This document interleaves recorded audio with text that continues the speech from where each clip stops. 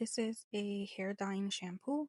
It is a 3-in-1. I really like this. It comes in a pump bottle.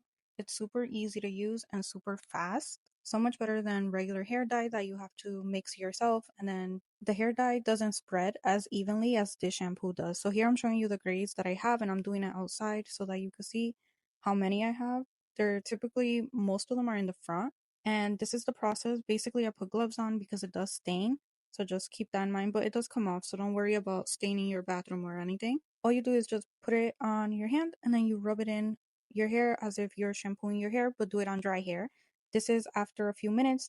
You do have to leave it on 10 to 15 minutes, but I typically leave it on for about 30 minutes. The time varies because I'll put it on and then I continue doing other things around the house and then I'll go wash it off, but it doesn't damage your hair.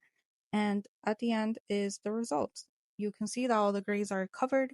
And honestly, the shampoo is the best thing to have because it is super fast, super easy to use, and all you need to do is just shampoo it on your hair.